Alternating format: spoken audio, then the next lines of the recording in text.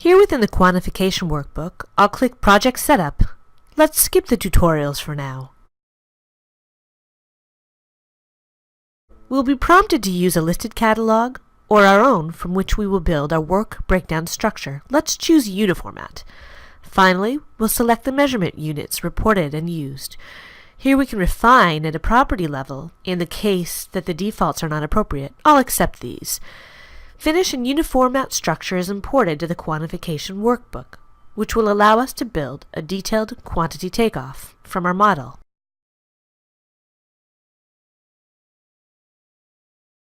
Here we have the item catalog, and we can browse the work breakdown structure that has been built, the work breakdown structure that exists for us, and see the various groups and items that are part of the catalog.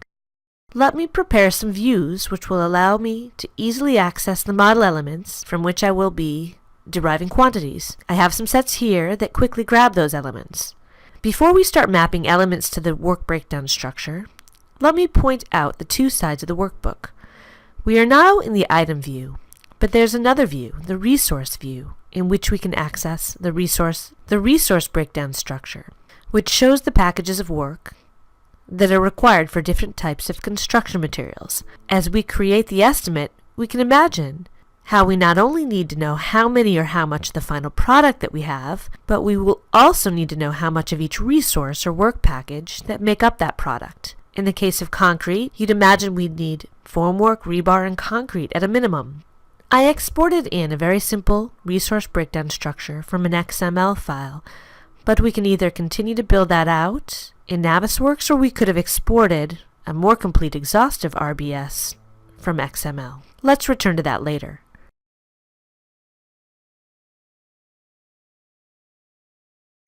Now let's go to the work of assigning model elements to the work breakdown structure in the item view. We'll select our foundation. Within the items tree, I can drill down to find where this would go. Let's say slab on grade. I can also open up the catalog view for the item. This reproduces the item catalog structure and is where I can easily add more groups and items to the item hierarchy tree.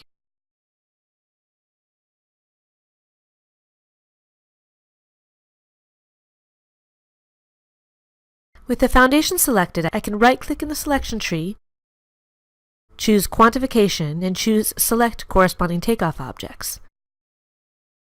That adds items beneath the selected group in the catalog, selected. It invites me to name it, call it 6-inch slab on grade.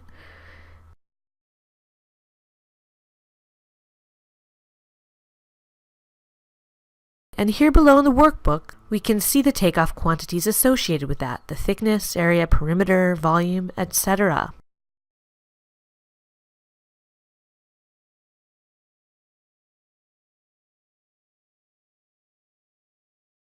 If these fall short and don't show the quantity or the units that are ultimately useful for calculating cost, we can go into the item catalog and adjust or add formulas.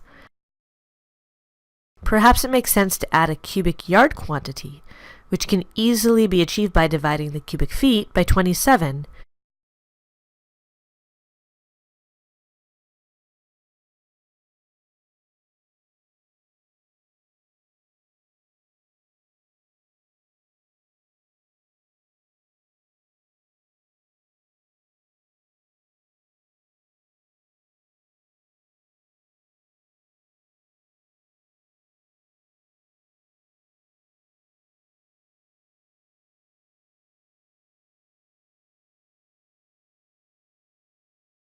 And here now we have the cubic yards being reported as well.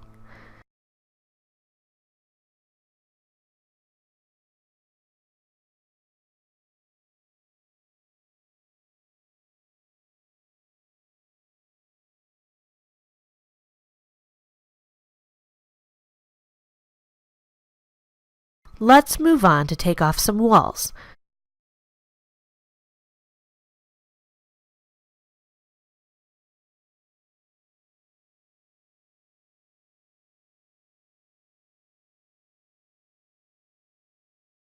I open the work breakdown structure in the item catalog.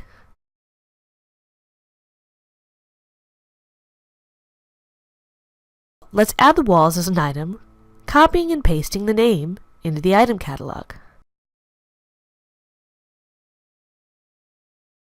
With the workbook open, I can drag and drop directly from the selection tree or the scene view into the workbook space. That took off 69 walls total. All the while I'm getting direct visual feedback from the 3D scene view.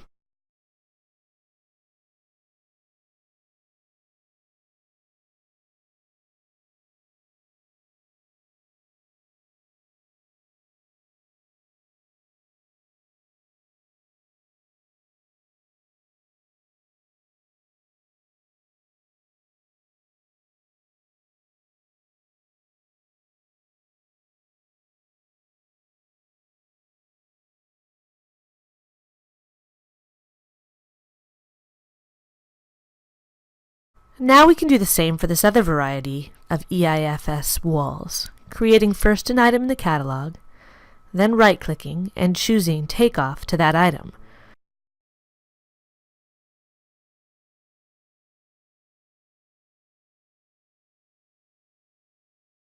"17 walls of that type were found and counted." We can easily restructure the item catalog if need be after the fact. We could create a subgroup of exterior walls, EIFS,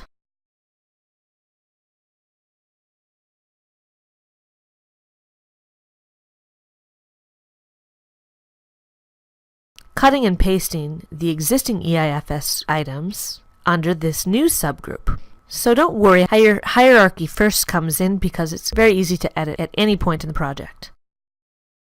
How about doing the same with some interior walls? Let's find their position in the work breakdown structure.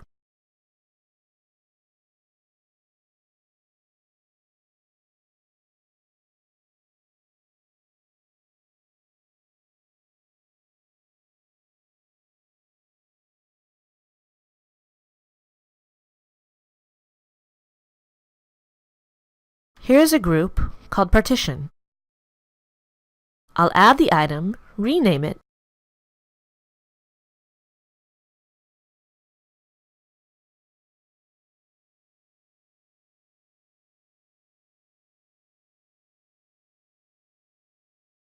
and finally drag and drop those walls into the workbook.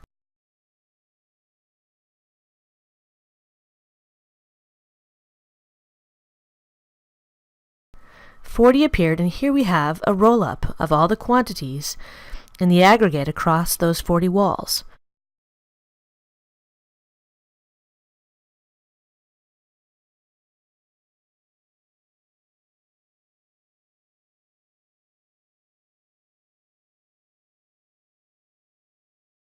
To demonstrate, I could delete one of those walls, and immediately that roll-up dynamically changes to account for that deletion. I'll undo that.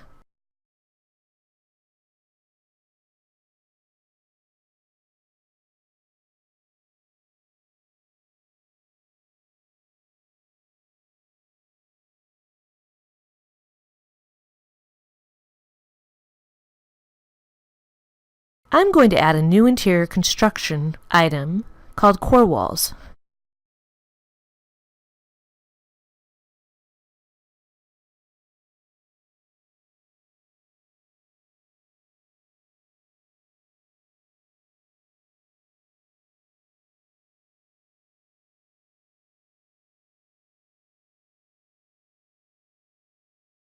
I'll select those from this set, right-click and choose Quantification to add them to the work breakdown structure.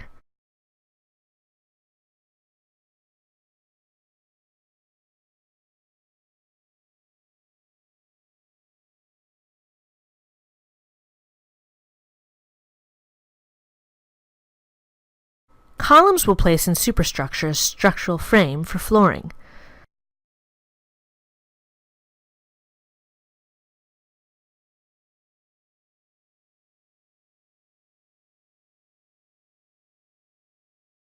Highlight the catalog item, structural columns,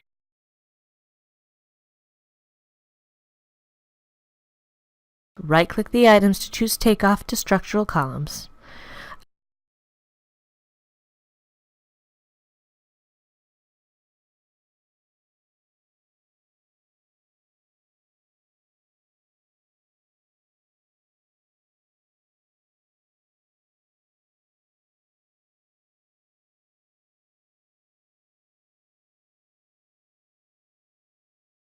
Again, what if I needed to reclassify those takeoff items?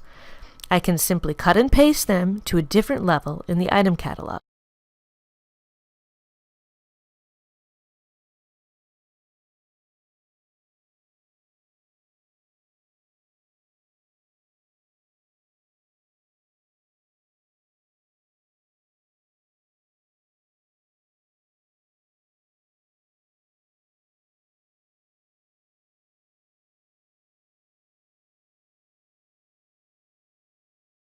Now on to doors. I have several doors here, which should be filed into the interior doors group of the work breakdown structure.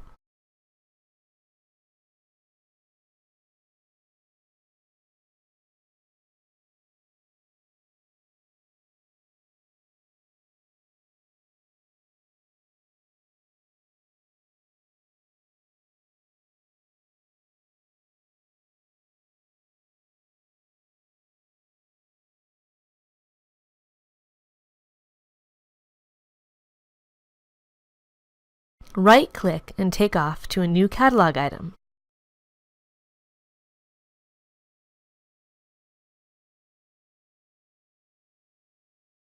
Then I can go in after to name it.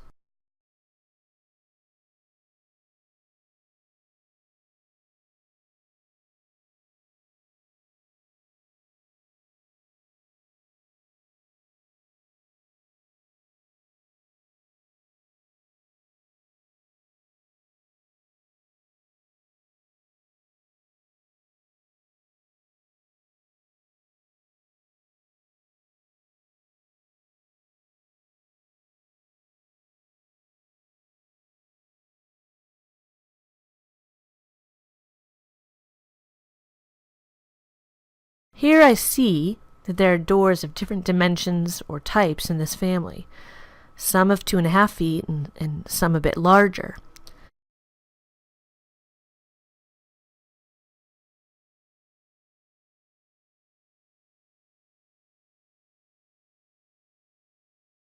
Let's revisit that resource catalog, where the resource breakdown structure lives. To any of these takeoff items, we can associate resources.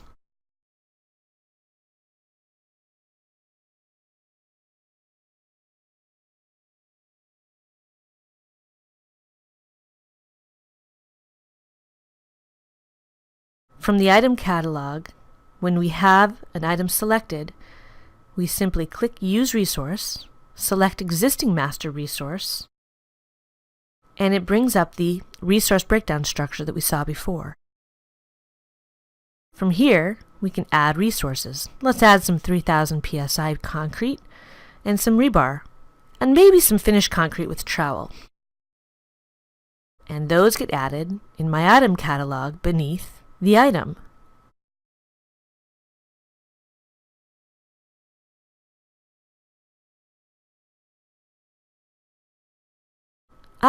But those same resources get used in my structural columns, so I can easily copy and paste those to my structural columns.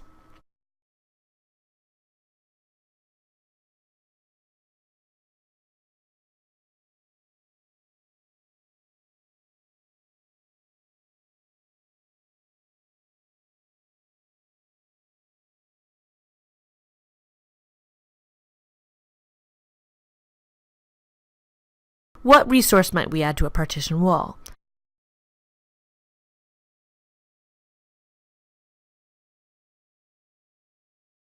To start with, probably some studs 16-inch on center,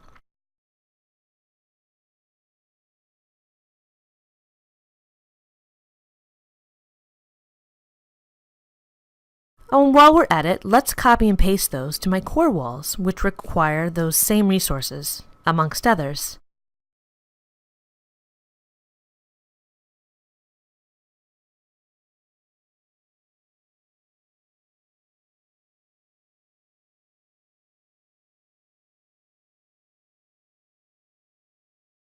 Let's examine how that concrete resource is being calculated. I see it doesn't include tons, but I can easily add that as a primary quantity, deriving it from other quantities, in this case, volume. I'll do that with a formula.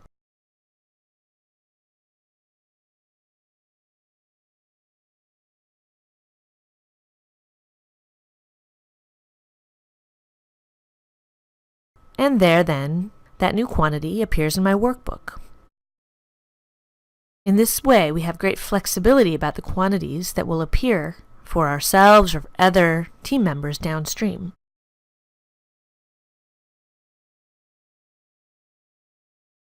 Now, there's even a case where some items may simply be missing from our model, but that we know we'll need to have in the takeoff. For this, Navisworks provides us with something called virtual takeoff. The idea is that we add a placeholder in our workbook for that item that's not yet modeled.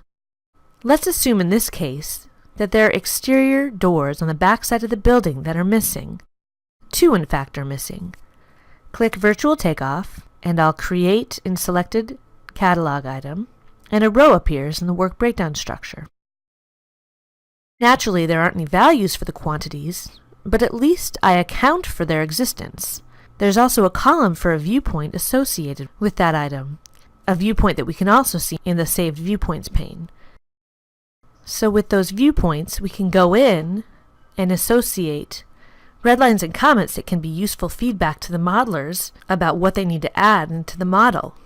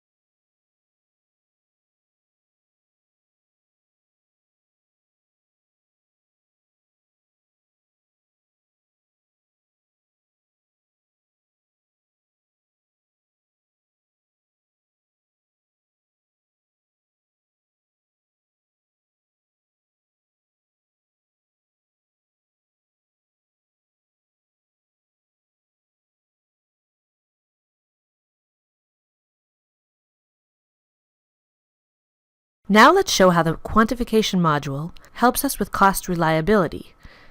And by that, I mean revealing updates, changes, and omissions in a way that we or the estimator can track them as the model changes. It might be the case that sometimes those changes are valid and other times not. So we really want the opportunity to be able to catch them as they happen and either accept or reject them. In this case, let's simply go back to the Revit model and change the type on 4 walls from one size of that wall to another size.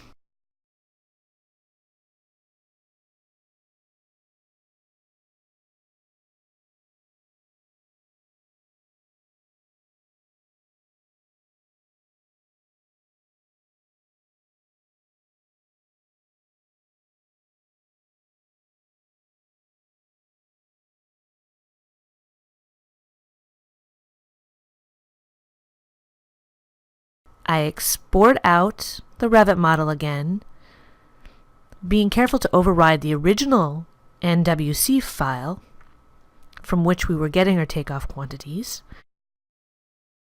Be careful to go to a complete 3D view so that all the elements get exported.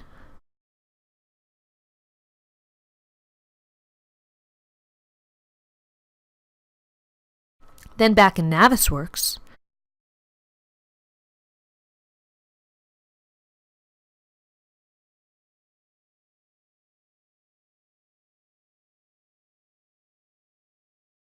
We'll use this change analysis tool and select Analyze Changes. Let's see that back in the items catalog, we'll get notifications with icons like this. Drilling down into the hierarchy, we see exactly which items changed, and also a message of how they changed. Then if we select those items, once we've approved them, we can go to the Update drop-down, choose to update the selected items, and in this way we have flexibility to choose which changes to adopt into our QTO.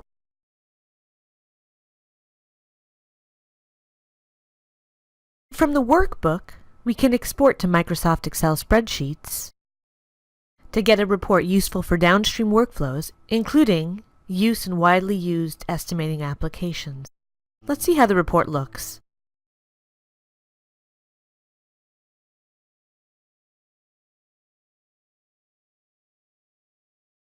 It comes out with various tabs showing the entire hierarchy, then by resource, and finally by item, and always grouped by our defined work and resource breakdown structures.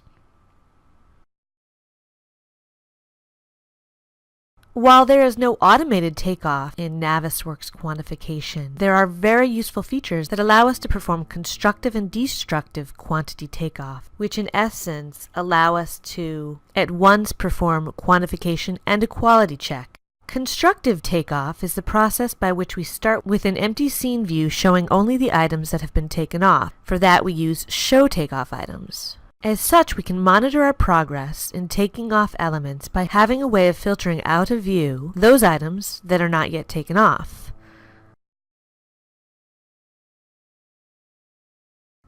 On the other hand, destructive takeoff is the opposite, in which we start with a full scene view of all of our elements that have not yet been taken off. For that we use Hide Takeoff Items. And this time we are monitoring what is taken off by viewing which items disappear from view.